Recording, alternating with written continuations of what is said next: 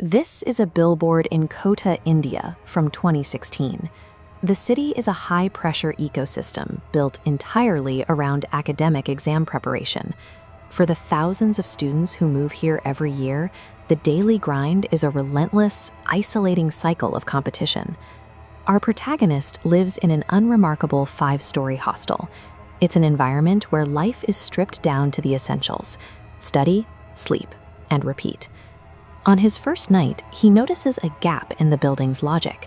The elevator panel skips the 4th floor entirely, jumping from 3 straight to 5. There is only a blank metallic plate where the 4 should be. In many cultures, skipping the number 4 is a common architectural habit, a superstition used to give residents a sense of safety and order.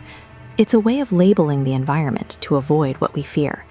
But look at the physical reality of the structure. Removing a label doesn't remove the space itself. It simply creates an unmapped void, a dark, empty volume sitting directly between the floors where people live and sleep. He ignores it. He chooses to see the blank button as a quirk of the building and turns his attention back to his books. Nature tends to fill a vacuum. By collectively pretending a space doesn't exist, we leave it open for something else to occupy. At 2:48 a.m., the routine breaks. He wakes to a silence so heavy it feels physical.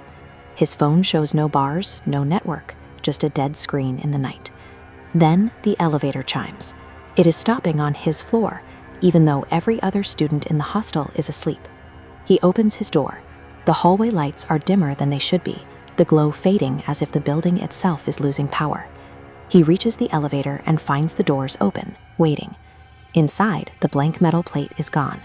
A new button, labeled 4, is glowing with a rhythmic, flickering light. He steps inside. The moment his foot hits the floor, the doors slam shut. The elevator drops with a sickening, frictionless speed.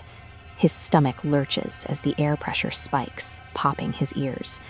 The digital display ticks down. 3, 2, 1. And then it hits 4. The doors slide open. He is looking out at a floor that, by every law of the building he moved into, does not exist. Beyond the doors is a hallway that looks like a decayed, rotting twin of his own. The paint is peeling in long, jagged strips, lit by a flickering, sickly yellow light. Every door along the corridor is standing slightly ajar, revealing nothing but darkness inside the rooms. A shadow stands in one of the doorways. It doesn't move. It just remains there, a silhouette darker than the room behind it, watching him. He mashes the buttons for the other floors, but the panel is dead. More shapes begin to emerge from the other open doors, dragging themselves into the light. The hallway itself is beginning to change. The walls are pulsing and drawing closer together, narrowing the corridor and forcing the figures toward the elevator. The lead figure reaches the elevator. It has no discernible face, only a void where features should be.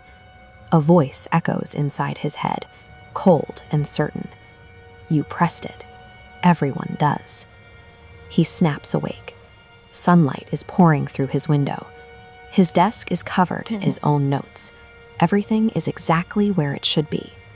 He breathes, his heart slowing down. He tells himself it was the pressure of the exams, a vivid, terrifying trick of an exhausted mind. He runs to the elevator to prove his own sanity. The panel is normal. 1, 2, 3, 5. No 4th floor. No glowing button. He laughs, a sharp sound of relief, and turns back toward his room. He stops. There is something different about the wall next to his door. Deep, jagged scratches have been carved into the paint. They form the number 4, and underneath, a second message: You're already here. He looks at the bright sunlight and the mundane hallway, but the scratches are real. The safety of the morning is just another layer of the void. He never left the elevator. He is still on the 4th floor, standing in the dark, watching an illusion of his old life. Once you notice the gap in reality, you become part of it.